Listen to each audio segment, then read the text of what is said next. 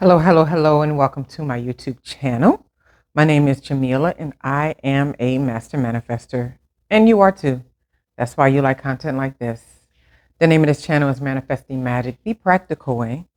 And I'm about to dig into some three really important practical aspects you need to focus on as far as choosing people and listening to people, being around people. Because, okay, you can be around people sometimes, but you don't necessarily have to take everything that they say or do in, right? And it's important to just keep that in mind. It's just like, well, I can be in this, they say I am in the world, but I'm not of the world. Like, it's almost the same thing, right? But if you're in a process where you are like trimming down, the sun changed outside and like my lighting went crazy for a second.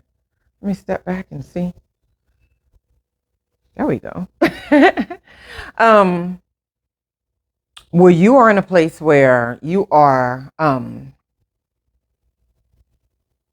trying to cultivate a certain type of people around you or a certain type of energy or create really specific things, right?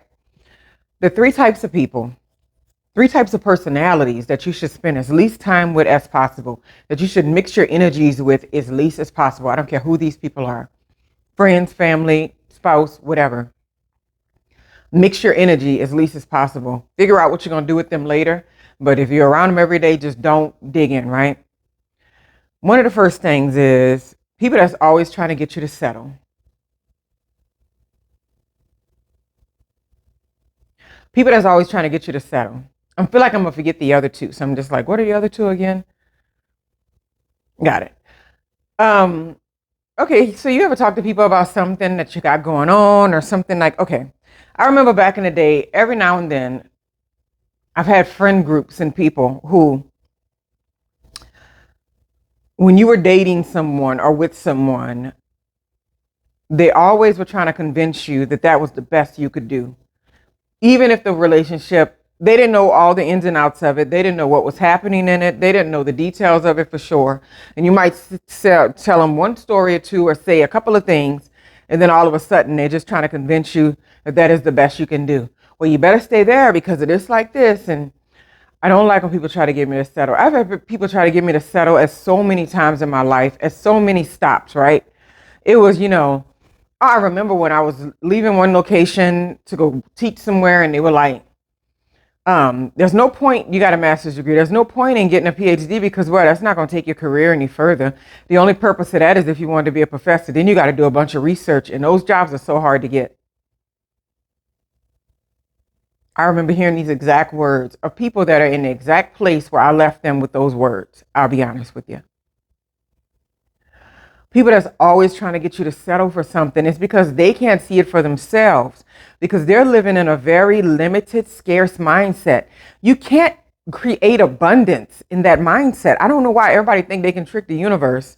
If you have a scarce mindset, meaning that you are taking you are taking note of every single thing you got and you're given and what you have and what people have and what people can take from you, what they can't take from you, all that kind of stuff. You're not going to create abundance. And if abundance isn't important to you, then keep on creating that little tally sheet of all your little goods like Scrooge McDuck, because that is as far as you'll get with it. And that's just the bottom line, because you're only going to mix with people who are on the same frequency, who also don't have the abundance mindset. Because if they did, you wouldn't have so much easy access to them because you're trying to get somewhere, right? People that's always trying to make you settle are truly just people that don't see those big things for themselves. And because they don't see it for themselves, they're going to tell you that it's just not out there, right? People do this for relationship stuff a lot. They definitely do it in the workplace a lot. Or they definitely do it even if you just say you want to go on a trip or a vacation or do something like that. And people are like, oh, I wouldn't even go there. The people are like this. They didn't treat us well, blah, blah, blah. And my friend went there and she said that, blah. Your friend? So this is not even about you? Okay. And you telling me that I shouldn't do it because your friends, mama, aunt went to this place and they didn't have a good time? Okay. And so that's number one. I get exhausted thinking about it because let me tell you, there's a reason why I have a limited amount of people around me. I have a very low tolerance and I don't like to be like that. I am rainbows and butterflies most of the time. But when it comes down to an abundance mindset and creating the life you choose and believing in yourself and going after your goals and being a positive and purposeful person, I don't take any shorts. I don't care who you are, right? I will see my own children once a week if they had a terrible mindset. If I can't help them with it, then I'm gonna say, okay, see you another time, but you're contaminating my mind. I don't want to be bothered. Another one is people that's always trying to get you to believe that you don't have a lot of value. I don't believe in that. I don't believe in the concept. I don't believe in the mindset. I don't believe in treating people as if they can be quantified to some degree, right? Or, they have this going on and they have that. They work out, they do this, they do that. So now they're much more of a valuable person than this other person because they have this and they have that. I think everybody forgets that true value comes from within. And I don't care how many times we say these things in this world, we see people gain a bunch and we see them lose a bunch. We see them have this thing one day and don't have it the next day. And still, we like to say that people's value is within some outside trappings, and it's just not.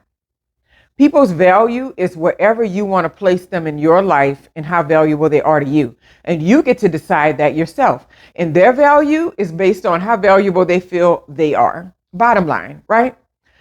Don't be around people who's always trying to get you to quantify yourself or to create this mindset or outlook about yourself that says that you're not enough or you don't have enough or you're not going to be enough. One moment.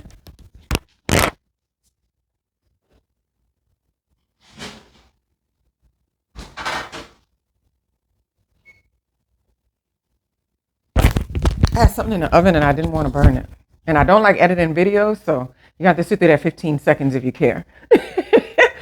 Back to it. When people sit there and tell you that there's something about you that you're doing that you think is great and they just, they fall silent. That's a big one, man. You know how many times I've let people work on my self-esteem when I was sharing something great or something that I was very proud of or something that I was just grateful that I was able to do, and they just fall silent. But then let them go to talking about all the things that they thought were exciting about what they've accomplished and what they've done and what they brought to the world and how they've manifested, blah, blah, blah, and how they've worked so hard. Then they got nothing but words to say, right? But I've sat around so many times and allowed that to get the best of me and think, well, maybe this is not so great. Well, if they don't think being an author is impressive, maybe writing these books were dumb. Maybe they are stupid. Let me put them in the bottom of the cabinet. I'm not doing that. I'm not doing that. I'm not doing that. I'm not doing that. Man, so many people mess up with their own personal beliefs and their own personal belief systems by allowing other people to come in who don't truly even value themselves outside of what they've accomplished or what they think they've done. And then they allow that person to critique to them what they think is a valuable asset or what they think is not a valuable asset related to them. And it's like, dude, nobody lives for you. And if I think it's great and I think it's valuable, then that's just what it's going to be. You can live your life the way you choose and think what you think is valuable and think I'm not valuable because I don't have this, that, and that. That's your business, not mine. That's the end of value.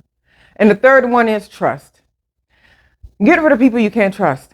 And when I say trust, I don't mean like how people run around saying, who's not loyal to me? Who's loyal? I think all that is petty and childish, right? Loyalty. I don't even know what anybody means by saying loyalty. But I do know what trust is. And I do understand when someone is saying that they can trust someone and that they can't trust someone, right? This is what I know about trust. People are willing to trust you at the level at which they trust themselves. I'll say that again. People are willing to trust you at the level in which they're willing to trust themselves. If you run into people who are very untrustworthy, people who always feel like somebody's out to get them or out to take something or out to get something that they have, even if they don't have a lot. A lot of people don't even have a lot and they wander around, walking around, acting like people want to take that away from them. You don't even have a lot. You don't even have a lot.